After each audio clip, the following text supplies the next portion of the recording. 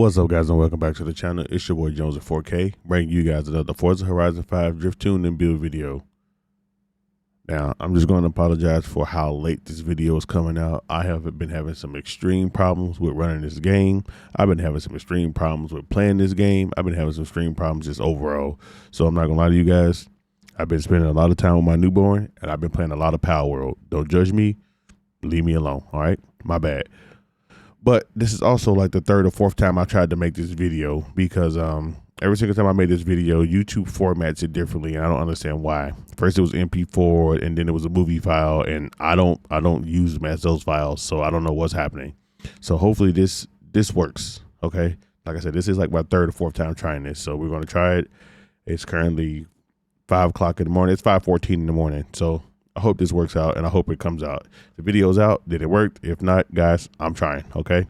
But anyway, in today's video, we're going to be getting into the 1995 Mustang Cobra R, SVT Cobra R. We're going to get into the build, followed by the tune, and then we're going to take it down to the mountain, and also see if we can put down 1,000,000 points. Let's jump right in it.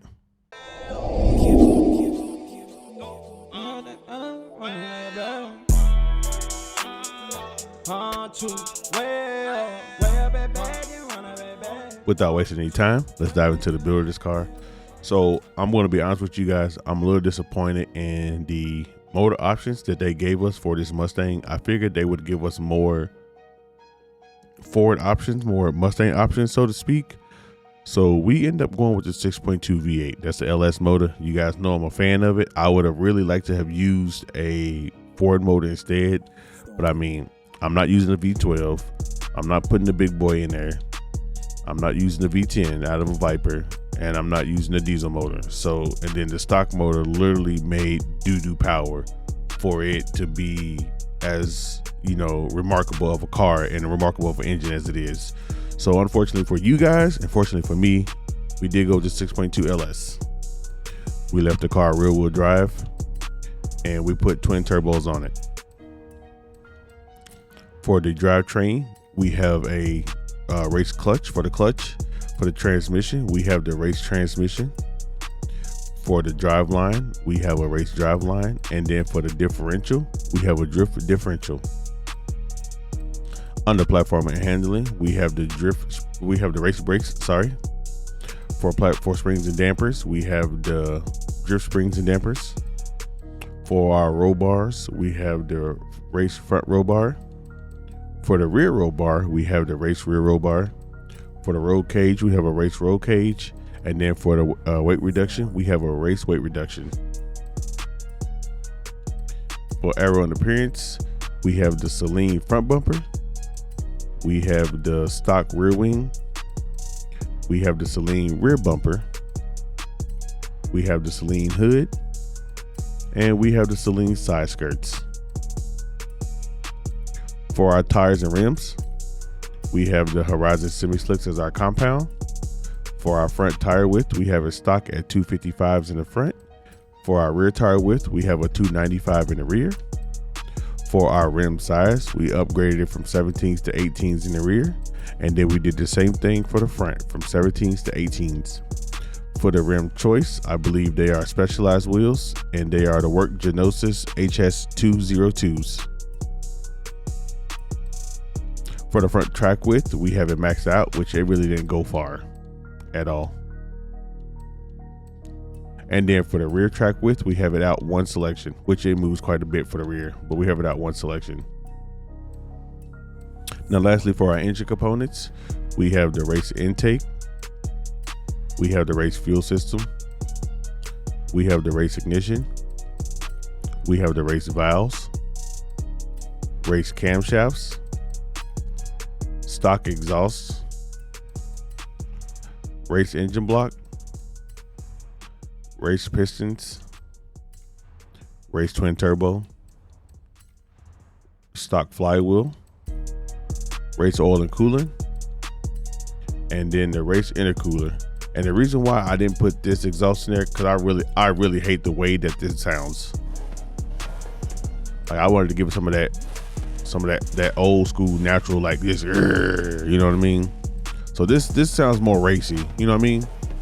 Now we wanted to sound a little grizzly, so we went with the stock exhaust on that. But the car does make 997 horsepower with 835 foot-pounds of torque. Now jumping over into the tune, we have a tire pressure of 29.5 in the front with 18.5 in the rear.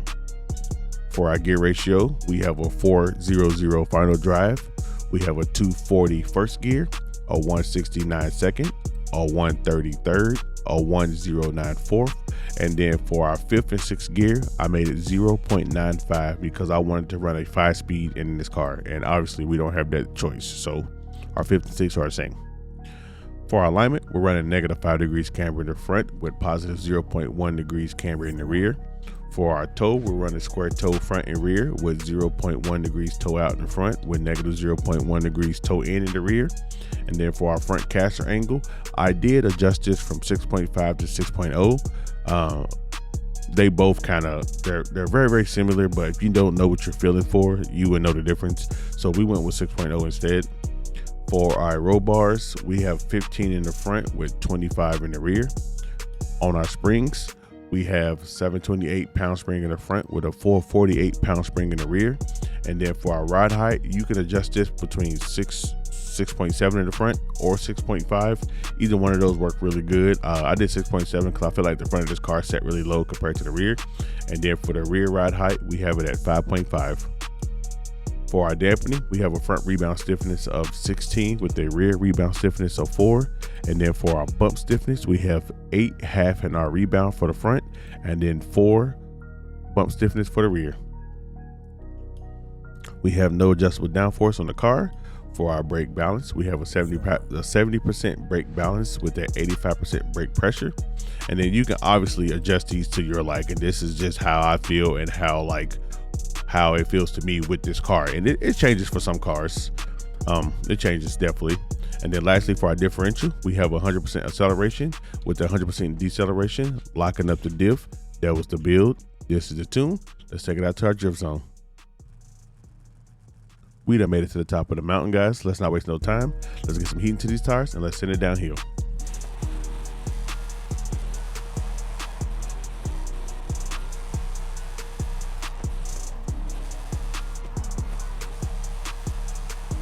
So I'm going to try to do this in one take because I've been having some connection issues here in a little bit. For some reason, like it'll kick me out of gear. I don't know if you guys ever experienced this, but like you'd be driving in like say 4th or 5th gear, and then it'll kick me out of gear to like 1st or 2nd. And I don't know why. And I think it's a connection issue that does it. But anywho, this is the last new to Forza added car.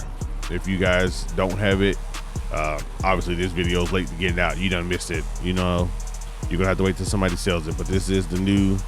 This is the second. This is the last new to Forza car added. Unfortunately, the game is probably coming up on its last legs. You know what I mean? They're gonna start recycling stuff, and it's just how it works. It's how Forza's always been. And I was a late Forza Horizon player. I started late with Forza Horizon 3, maybe 4. I was always a motorsports player, but I mean, nonetheless, I've grown. Like Horizon's grown on me. Obviously, I wouldn't make videos if it didn't. But like I said, this is the second to last. This is the second of the last 2 cars added. The first one was a Challenger, and it wasn't a bad car.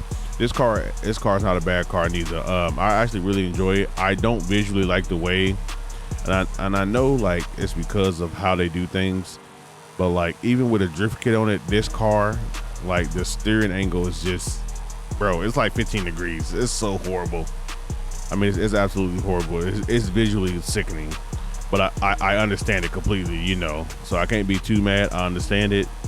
You know, it would take time to do that for every car when you add a drift kit to it, so I'm not throwing a fit. But this car drives okay for me. I'm gonna give it I would be comfortable giving it a solid like 6.5, 6. Like, it's not a bad car to drive. I wish we had more Ford motor options, more Mustang options, Coyote options. I wouldn't mind doing any of the new Coyotes. You know what I mean? I just hate that I had to use the LS. I mean, I'm not upset about it, but I just hate it because I would have rather use a Coyote if available. So, but I mean, it's fine. like visually wise, not visually, like performance wise, this car drives very, very good. It drives very average. It's fun to drive. It's very simple. It's not like over. Like you're not gonna push this car hard at all. Like you're not gonna push this car hard at all. I mean, because it's a Mustang, you know, and this body style for some reason always drives decently, just like a Fox body. You put power to it, it kicks out, and it drives decently. You just gotta set your front end up to handle it the way it is. Add a little grip to it, and you're good to go. I would definitely say, you know, this car is okay to drive with a little horsepower on a small tire, a less stickier compound. But you see my car, bro, it drives nice. I mean, I'm just chilling. Not even trying hard. Holds the line, holds the angle. Definitely worth having. If you missed it, man, I would go to the auction house and I would be trying to find me one. But this is what I was talking about. So you see how this car is still raked, and I have the front higher. This car is like, I don't know if it had like drag built in mind, but this car definitely. Wait. Let me go to the. Let me TP to the somewhere more flat. I mean, this car is just raked for some reason. And like I said, I don't know if they had just drag racing in mind when in this car, but it's still raked. And at the current moment, my front is way higher than my rear, and this car is still raked like it's a drag car, which I mean, it's perfectly fine. I mean, it is what it is. The suspension was still able to do what I needed to do, but this right here is what I have a problem with. Like, look at that. It's like 15, 20 degrees of steering angle. It's horrible.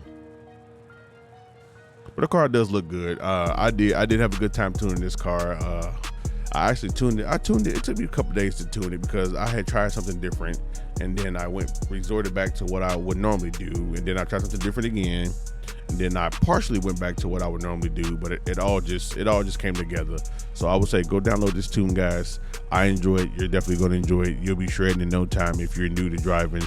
This car is okay. I would say this car is okay for a beginner.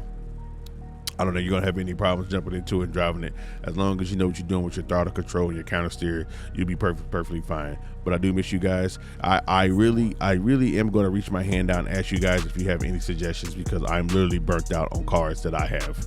I don't know if there's anything that you guys are interested in. I don't know if there's, you know, something that you guys would want to see, but I would say join the Discord. Join the Discord, because I have been driving with some of you guys. I would like to get some clips of some of you guys, some little tandems or whatever. See some of you guys drive. My door is always open if you guys have any suggestions, any comments, anything like that. I'm always available to reach out to talk about this kind of stuff, especially with tuning help. So just get at me. But that's gonna be it for me, guys. Hopefully you enjoyed the video. If you did, leave a like, comment down below, subscribe to the channel, because we're continuing to grow, and I'll catch you all in the next video. Stay blessed.